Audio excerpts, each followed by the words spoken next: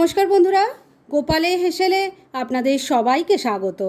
বাজারে এখন খুব ভালো গাটি কচু পাওয়া যাচ্ছে, তাই আজকে এটা দিয়েই একটা দারুণ টেস্টি রান্না করে ফেললাম। আর এই রান্নাটাতে কিন্তু আমি কোনো রকম মশলার ব্যবহার করিনি, শুধু ফোড়নেই কিন্তু এই রান্নাটা বাজিমাত করে দেবে। তাই চলুন সময় নষ্ট না করে রান্নাটা করে ফেলি। আজকে নামমাত্র মশলায় গাটি কচুর অত্যন্ত সুস্বাদু একটি নিরামিষ রান্না করছি। সেজন্য কড়াই সর্ষের তেল গরম করে নিয়েছি। এর মধ্যে প্রথমেই নুন দিয়ে দিলাম, দিয়ে দিচ্ছি অল্প হলুদের গুঁড়ো। এবার এর মধ্যে প্রথমে আলুর টুকরো দিয়ে দিলাম। আমি এখানে একটাই বড় সাইজের আলু নিয়েছি, সেটাকে টুকরো করে কেটেছি, দিয়ে দিলাম। এর সাথেই দিয়ে দিচ্ছি গাটি কচু। আমি এখানে 400 গ্রাম গাটি কচু নিয়েছি। এটা কিন্তু সেদ্ধ করা নেই, খোসাটা ছাড়িয়ে টুকরো করে কেটে নিয়েছি, ভালো করে ধোয়া আছে। আপনারা যদি চান একটু জলে ভাপিয়ে নিতে পারেন, তবে আমি ভাপিয়ে নিইনি এই কারণেই গাটি কচুগুলো খুব ভালো একটুতেই কিন্তু নরম হয়ে যায়, সেজন্য আমি আর ভাপিয়ে নিইনি। আর এইভাবে একটু হালকা ভেজে নিলে খেতে কিন্তু খুব টেস্টি হয়। এবার আলু আর গাটি কচু ভালো করে মিশিয়ে নিয়ে একটু ভাজা ভাজা করে নেব। 3-4 মিনিট সময় নিয়ে কচু আলু একটু ভাজা ভাজা করে নিয়েছি। এবার এগুলো তুলে আলাদা পাত্রে রেখে দিচ্ছি। কচু আলু ভেজে তুলে নেওয়ার পর কড়াইয়ে সামান্য একটু তেল আছে, তার মধ্যে আমি 1 চামচ গোটা জিরে দিয়ে দিলাম। এবার ফ্লেমটা একটু কমে রেখে এই জিরেটা একটু ভাজা ভাজা করে নিচ্ছি। বন্ধুরা, এইভাবে কচুর তরকারি রান্না করে খেয়ে দেখবেন। মশলা অনেক রকম দিয়ে তো আপনারা নিশ্চয়ই অনেক রকম রেসিপি ট্রাই করেছেন, কিন্তু কম মশলার এই রান্নাটা একবার খেয়ে দেখবেন, স্বাদ কিন্তু মুখে লেগে থাকবে। মিনিট 2 সময় নিয়ে ফ্লেমটা কমে রেখে জিরেটা ভেজে নিয়েছি। এবার এটা তুলে নিচ্ছি। জিরে ভেজে তুলে রেখে দিয়েছি, আর ওই জিরেটা ঠান্ডা হলে গুঁড়ো করে নেব। এবার কড়াইয়ের মধ্যে বেশ খানিকটা জল দিয়ে দিচ্ছি, এটা গ্রেভির জন্য কিন্তু জলটা দিচ্ছি। আর এই রান্নাটা একটু ঝোলঝোল টাইপের হয়, তাই জল একটু বেশি পড়বে। এই জলের মধ্যে এবার দিয়ে দিচ্ছি অল্প হলুদের গুঁড়ো, স্বাদ মতো নুন দিয়ে দিলাম, তবে নুনটা দেওয়ার সময় খেয়াল রাখবেন আলু কচুও নুন দিয়ে ভাজা আছে। অল্প একটু চিনিও দিয়ে দিলাম, ভালো করে মিশিয়ে নিচ্ছি। আর এবার জলটা ফুটে ওঠা অবধি একটু অপেক্ষা করতে হবে।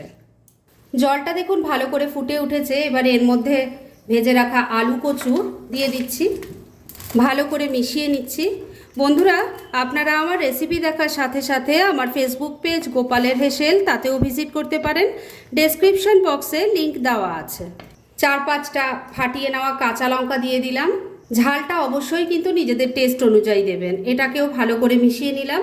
এবার ফ্লেমটাকে লো আর মিডিয়ামের মাঝামাঝি রেখে ঢাকা দিয়ে 4-5 মিনিট রান্না করে নিচ্ছি। তবে রান্না কিন্তু এখনও কমপ্লিট হয়নি, কেননা এর মধ্যে একটা সম্বার দেবো, আর তাতেই কিন্তু এর টেস্ট অসাধারণ হবে।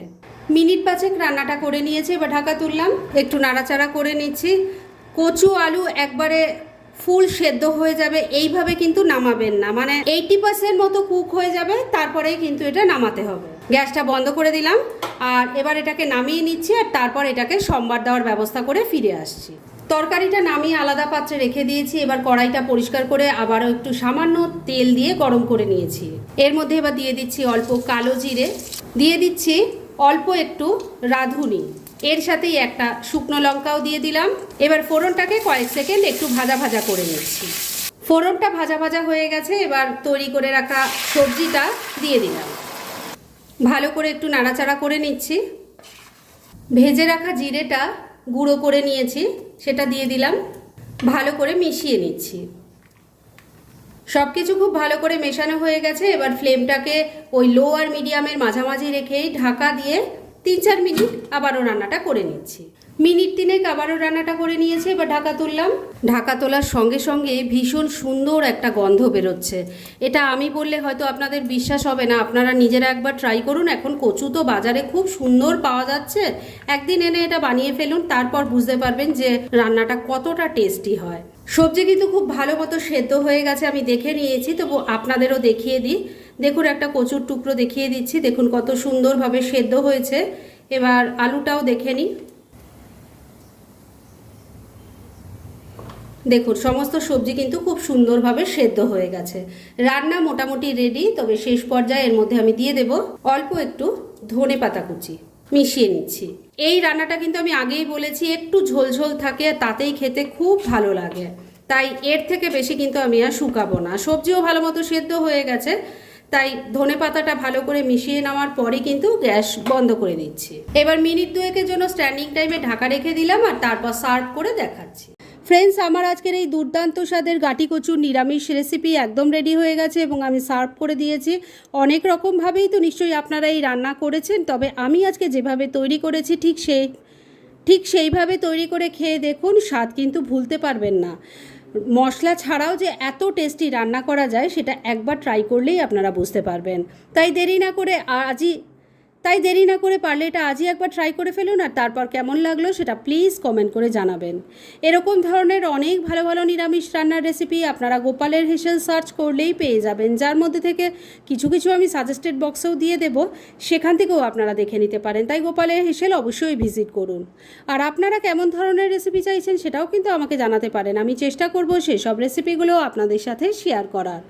আর আমার আজকের এই রেসিপি যদি আপনাদের ভালো লাগে আর ইউজফুল বলে মনে হয়, তাহলে যারা এখনও আমার চ্যানেলটাকে সাবস্ক্রাইব করেননি তারা প্লিজ সাবস্ক্রাইব করুন। তাহলে আজকের মতো এখানেই শেষ করছি, পরদিন আবার এরকমই কোনো ভালো রেসিপি নিয়ে চলে আসব। আপনারা সবাই খুব ভালো থাকুন, সুস্থ থাকুন।